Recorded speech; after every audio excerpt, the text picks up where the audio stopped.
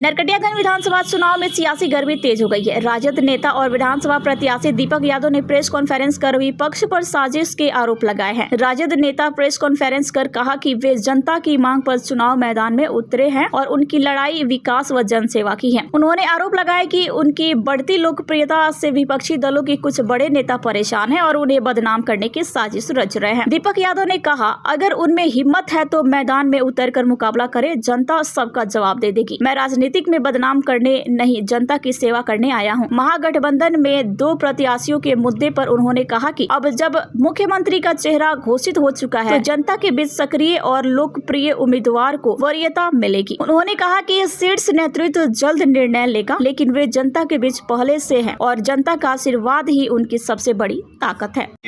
जनता confuse है। महागठबंधन से 2 प्रत्याशी चुनावी मैदान में हैं। देखिए, उसके बारे में अच्छा हुआ आपने ये सवाल पूछा कि महागठबंधन में जब तक तेजस्वी जी को मुख्यमंत्री का चेहरा नहीं घोषित किया था तब तक थोड़ी बहुत बातें हो सकती हैं, मगर 2 दिन पहले महागठबंधन ने तेजस्वी जी को बिहार का अनडिस्प्यूटेड मुख्यमंत्री का चेहरा घोषित कर दिया। उसमें कांग्रेस पार्टी भी शामिल है और हमारे सारे घटक दल, वीआईपी पार्टी, जितनी भी कम्युनिस्ट पार्टियां हैं, सबका उसके अंदर अप्रूवल हो चुका है। तो जैसे ही वो हुआ तो सारी समस्या ख़त्म हो गई।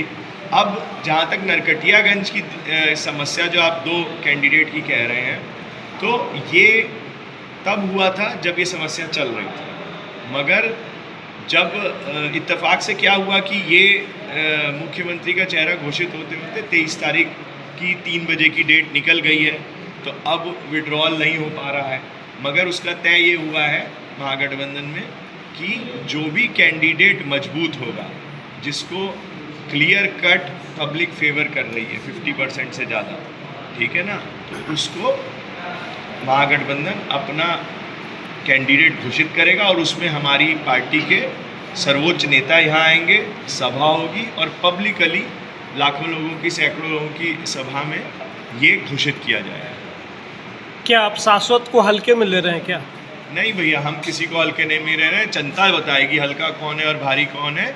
हमारे भाई हैं, हमारी पार्टी के मेंबर हैं, हम उनके बारे में कोई गलत बात नहीं तो ना तो सुनना चाहते हैं ना बोलना चाहते हैं, मगर जनता डिसाइड करती है। जनता से तो ऊपर ना हम हैं ना हमारे भाई हैं, ठीक है ना। हमको तो जनता के सामने जाना है। अब जो ये स्थिति आ गई है, इसमें महागठबंधन को तो जीतना है। महागठबंधन तो पूरा कड़ा चैलेंज देगी एनडीए को। अब उसमें यही देखना है कि जो भी जनता का जिस तरीके का रुझान होता है, उस रुझान को और मजबूती से बिना किसी डिस्प्यूट के, क्लैरिटी के साथ हम लोग 11 तारीख के चुनाव। देखिए, हम जिन लोगों को नेता कंसिडर नहीं करते हैं, हम तो उन लोगों की बात करते नहीं, मगर जिन लोगों को हमसे बड़ी दिक्कत है, वो हम लोगों से अपने आप को कंपेयर कर रहे हैं, तो ये तो उनका ना बारे में सोचिए। हम तो कहीं उनके बारे में बात नहीं करते हैं, हम तो उनको कंसिडर ही नहीं करते हैं। हम तो उनके घर में बैठ के चुनाव लड़ रहे थे। अगर ये मुद्दा करना तो हमारे सामने चुनाव लड़ते ना, हमारे सामने चुनाव लड़ना चाहिए था, जनता जवाब दे देती। ठीक है, आपको आपकी पार्टी बोल रही है चुनाव लड़िए, आप जाके मैनाटांड में हमारे बारे में कुछ बोल रहे हैं, तो ये मुझे नहीं पता कि उन्होंने ऐसा बोला भी है नहीं बोला है, मगर अगर बोला है तो ये शोभा नहीं देती कि इतने बड़े पद पे बैठे हुए आदमी और अपने हृदय के पूरे हिस्से से मैं अपने नरकटियागंज की जनता से यही अपील करूँगा कि मेरे सभी माताएं, बहनें, बड़े बुजुर्ग, नौजवान साथी, आइए और आप और हम एक साथ कदम से कदम मिला के नरकटियागंज को एक मॉडल विधानसभा असेंबली में बदल के दिखाइए। मेरे से अकेले से नहीं होगा, मगर मेरा सोच और मेरा विश्वास ये है कि आप और हम एक साथ, अगर एक दूसरे को हर पल, ये नहीं है कि चुनाव हो गया बात खत्म, हमसे गलतियां भी होंगी, हमको कई बातें समझ भी नहीं आएंगी, मगर आप हमको गाइड करते जाइए। एक छोटे बच्चे की तरह हमारे सर पे अपना हाथ रखिए, हमारे कंधों पे अपना हाथ रखिए और उंगली पकड़ के हमको बताइए कि बेटा ये करना है, ये करना है, ये करना है। अगर मैं आपकी बात ना सुनूं या मैं अपने दिलो जान से जो भी मेरे को ताकत इस चीज़ से मिलेगी उसको मैं 100 नहीं 200% इस्तेमाल करके आपका काम ना करूं सिंसेरिटी से, तो आपका मैं पूरा गुनहगार हूँ। यही मेरी अपील है, यही मेरी सबसे रिक्वेस्ट है। उसको जो विरोधी पार्टियां हैं उसको मुद्दा बना रही है इस चुनाव, इसका भैया देखिए, हम 2019 में लालू जी के पास पार्टी में चुनाव लड़ने के लिए उनका आशीर्वाद मांगने गए किसी भी हालत से, क्योंकि हम नए थे, ठीक है ना, उनको हम पे कोई भरोसा नहीं हुआ, उन्होंने हमको अपनी पार्टी में नहीं लिया। हम इंडिपेंडेंट या ऐसी पार्टी जिसको कोई जानता नहीं है बिहार में, हम चुनाव लड़ गए। और जब लड़े तो हमको तो राजनीति का ज्ञान नहीं था, ठीक है ना। हमको भारतीय जनता पार्टी के बड़े बड़े नेता जो आज नरकटियागंज में आके कैंप करते हैं, ठीक है ना, और उल्टा सीधा बोलते हैं हमारे बारे में, वही लोग हाथ पकड़ के पार्टी ज्वाइन करवाए और बोले कि दीपक भाई आप अगर हमारी पार्टी में आएंगे तो हमारी पार्टी बहुत मजबूत होगी, ठीक है। अब देखिए, हम जैसा आदमी जिसको कोई लेना देना नहीं है, कोई भ्रष्टाचार नहीं कर रहा, वो राजनीति में क्यों आता है? सम्मान के लिए और अच्छे काम के लिए, कि अच्छा काम किया जाए, अच्छा काम करेंगे तो उससे सम्मान मिलेगा, ठीक है ना। अब हम तो उस पार्टी में जो सम्मान दे रहा था, हम उस पार्टी में चले गए, और उस पार्टी में तरह तरह के अपना उनका सिस्टम होता है, तो उसमें एक डिपार्टमेंट, उसका एक जुड़ी हुई संस्था है RSS करके, आप सब जानते हैं। उसी में एक संस्था है विश्व हिंदू परिषद। तो वो लोग अगर वहाँ पे भारतीय जनता पार्टी में ना रह के उनके साथ के हिसाब में नहीं चलिएगा, तो वो लोग वहाँ पे उसको बॉयकॉट कर देते हैं। तो हमको बुलाया गया एक प्रोग्राम में, हम तो जानते नहीं, हमने कभी देखा नहीं विश्व हिंदू परिषद का कार्यक्रम। उनके यहाँ पे सिस्टम होता है कि टेबल पे शस्त्र पूजा होती है, ठीक है ना। तो हमको बोला गया कि दिया जला दीजिए, इस पर टीका लगा दीजिए, हमने टीका लगा दिया, ठीक है ना। उसके बाद उन्होंने मंच पे हमको बोला कि जैसे पीछे मंच लगता है, उन्होंने बोला भैया आ जाइए मंच पे बढ़िए। तो जैसे किसी भी पॉलिटिकल प्रोग्राम में आप चीफ गेस्ट होते हैं तो कोई आपको गुलदस्ता देता है, कोई माला पहनाता है, कोई शॉल देता है, कोई गदा दे देता है, कोई मोमेंटो दे देता है। तो ऐसे उन लोगों के कार्यक्रम में हमको उन लोगों ने गिफ्ट किया एज अ तलवार। तो देने की बात कहाँ से आ गई? हमको गिफ्ट में मिल रही है, एक प्रोग्राम में आए हैं तो मोमेंटो के तौर पे हमको दे रहे हैं, और वो भी टॉय तलवार थी, मतलब खिलौना तलवार थी। उसका वो कोई वेपन नहीं है, it is just a show piece, ठीक है ना। और हमको पता भी नहीं वो कहाँ है, वही टेबल पे रख के हम अपने घर चले गए, हमको पता भी नहीं है कहाँ पे, हमको उसका कोई महत्व भी नहीं है। तो इसमें तलवार कहाँ से बांट दी हमने? हमको ये समझा दीजिए। देखिए, ये दुष्प्रचार कौन लोग कर रहे हैं? ये वो लोग कर रहे हैं जिनको लग रहा है कि सेकुलर फोर्सेस, जब मुस्लिम भाई और हिंदू भाई एक हो जाएंगे तो उन लोगों की रोटी कैसे सिकेगी, वो लोग ये काम करते हैं। अगर उन लोगों के पास कोई सबूत है तो मैं चैलेंज करता हूं कि वो किसी आदमी को लेके आए जिसको मैंने अपने हाथ से तलवार दी हो। अगर आप बोल रहे हैं, कोई क्लेम कर रहे हैं, तो सबूत ना दीजिए। मैंने किसी को अगर दी है तो आप मिलवा दीजिए उस आदमी से। आपको एक भी आदमी ऐसा नहीं मिलेगा चंपारण की धरती में। ये हमारा चैलेंज है। ये सब झूठ फरेब, और हम जैसा आदमी, हम हार्वर्ड बिजनेस स्कूल से पढ़े, जीवन भर विदेश में रहे, हम इतनी बड़ी बड़ी इंडस्ट्री लगा रहे हैं, ये घिनौने काम करने के लिए हम यहाँ आए हैं। भाई आप लोगों को खुद देखना है कि ये क्या है। हम लोग जैसा आदमी सफाई देने में विश्वास नहीं रखता है, हम पे 2 साल से लांछन लग रहे हैं, हमने कभी इसमें ध्यान ही नहीं दिया, क्योंकि हमको पता है कि ये बेवकूफ़ी वाली बातें हो रही हैं। हम ये सब काम नहीं करते हैं, ठीक है ना हमको लेना देना है।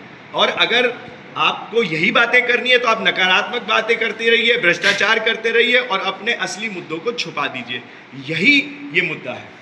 किया है पूरे नरकटियागंज में, खुद पैदल चल के वहाँ जाके वहाँ बैठ के 1-1, 2-2 घंटे लोकल लोगों से।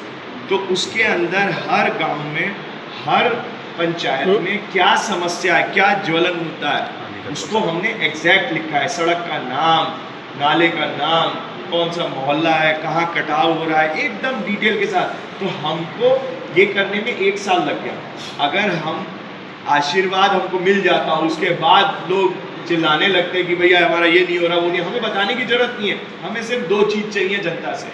हमको बिहार की जनता हमारे तेजस्वी भाई को मुख्यमंत्री बना दे, और नरकटिया की जनता हमको आशीर्वाद दे दे।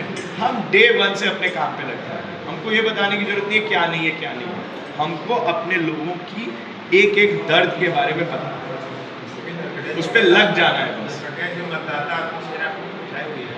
तो उसमें क्या होता है ना कि अगर मुख्यमंत्री हमारा है तो हमको बजट की चिंता नहीं है, ठीक है ना। वो हम उनसे आउट ऑफ द वे जाके बोलेंगे कि जी इतने दिनों से ये विरोधियों का गढ़ रहा है, हमको मॉडल वर्क करके दिखाना है, तो हम वो करा देंगे। तो भाई काम हो गया, उसके बाद तो कोई चिंता ही नहीं है, फिर तो जनता अपने आप जानेगी कौन काम करता है। ऐसी ऐसी जगह हमने देखी है जो लोग बोलते हैं जी जब से देश आज़ाद हुआ ये सड़क बनी ही नहीं है। एक सिरही गांव में हम जाते हैं, हाँ, अब वहाँ वो एक टापू सा है, एक पतली सी रोड जाती है, इधर से नदी है, इधर बांस का जंगल है, और उसमें जाते हैं वो सड़क बोलते हैं वहाँ के लोग, गांव वालों ने बोला जी जब से देश आज़ाद हुआ इसमें कुछ काम ही नहीं हुआ। तो अब बताइए, और सिर्फ इसलिए क्योंकि वो हमारे सिर्फ उसमें माइनॉरिटी बहुल वो गांव है, तो सिर्फ इसलिए उसको अपेक्षित किया जा रहा है क्या कि वो एक पर्टिकुलर समाज का है?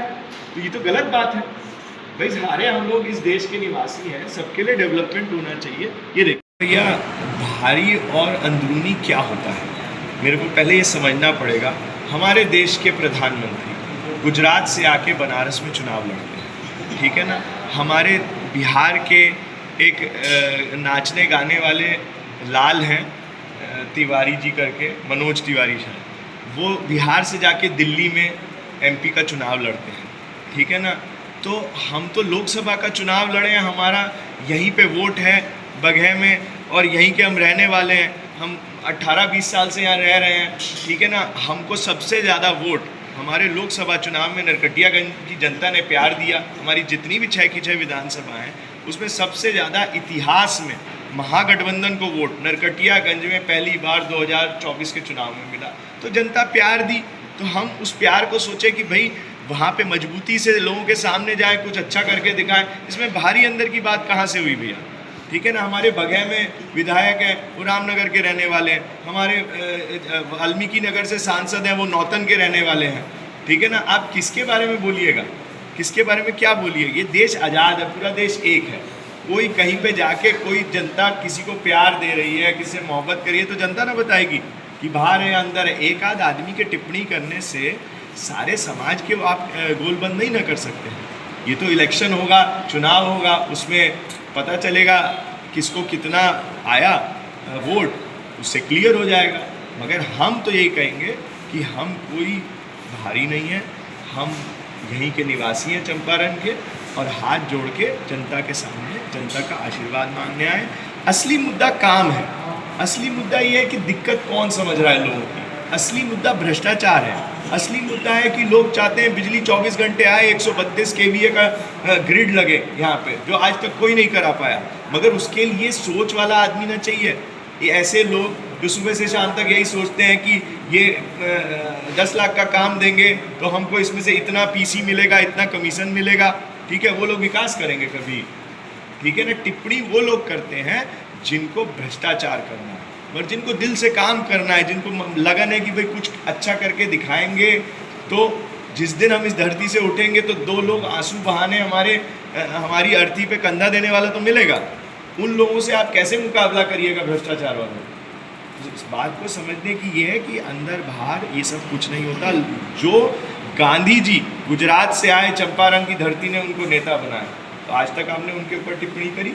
वो तो अफ्रीका में रहते थे, इंग्लैंड में रहते थे, पूरी दुनिया उनका लोहा मानती है। तो ये सब बातों में कुछ नहीं लगा।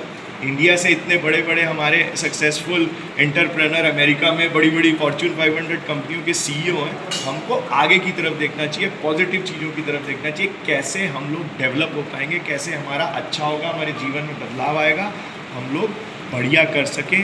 किसी अपने लिए हर कोई जीता है, दूसरों के लिए जो जी जाए उसी को आशीर्वाद मिलता है।